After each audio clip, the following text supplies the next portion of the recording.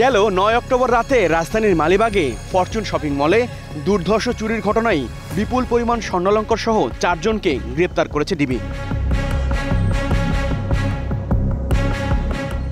শুক্রবার দুপুরে DMP media সেন্টারে সংবাদ সম্মেলন করে ডিবি প্রধান জানান, পেশাদার চোর চক্রের একটি দল ৩ মাস রেকির পর ফরচুনে চুরির ঘটনা ঘটায়।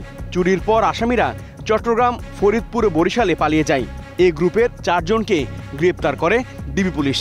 যারা 3 মাস যাবত এটা রেকি করতেছে, রেকি করে এরা ওই মার্কেটের ভিতরে আগের দিন বাথরুমে এসে বোরকা রেখে গেছে এবং শাবলটা বলো কিছু ইকুইপমেন্ট ওরা রেখে গেছে এবং ওরা স্বীকার করছে। আমরা হয়তো এখান থেকে যে পরবর্তীতে করবো, আমরা সুইপার ডেকেছি, তারা বলছে শাবল এবং বোরকা টোরকা ওই সেফটি ট্যাঙ্কের ভিতর ফেলায় রেখে গেছে।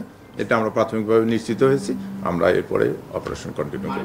ডিবি জানায়, সোনা চুরির ঘটনায় সরাসরি 3 জন অংশ নেয়। তাদের মধ্যে শাহিন ও সুমন এ দুজন রশি বেয়ে ভবনের ভেতরে প্রবেশ করেন। অপরজন নুরুদ্দিন ভবনের নিচে মোটরসাইকেল নিয়ে অপেক্ষা ছিলেন। চুরি শেষে 3 জনই পালিয়ে যান। পরে চুরি করা স্বর্ণালঙ্কার চোর চক্রের সদস্যরা নিজেদের মধ্যে ভাগ করে নেয়।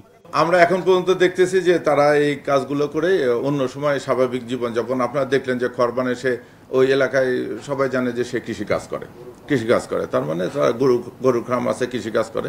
তারা এগুলো করে যে যতদিন হাইড আউটে থাকতো ততদিন অন্যান্য পেশা নিয়োজিত থাকতো। আমরা হিসাব করে দেখলাম যে গত 1 বছরে প্রায় ঢাকা মহানগরী এলাকায় এরকম সম্পত্তি সংকটন যে কয়েকটা বড় বড় ক্রাইম সংগঠিত হয়েছে, কোনোটাই মানে অনুদ্ঘাটিত নাই। সবগুলোই পুলিশ অত্যন্ত সাফল্যতার সহিত উদ্ঘাটিত করেছে। শাহিনকে গ্রেপ্তার করা গেলেও এখনও পলাতক সুমন। শাহিন সুমন জুটি 2021 সালে কাকরাইলের কর্ণফুলী গার্ডেন সিটিতে স্বর্ণের দোকানে বোরকা পরে চুরির ঘটনা জড়িত ছিল। জেল থেকে ছাড়া পেয়ে তারা আবারও একই পন্থায় চুরি করে বলে জানায় ডিবি। হাবিবুর রহমান অফি, স্টার নিউজ, ঢাকা।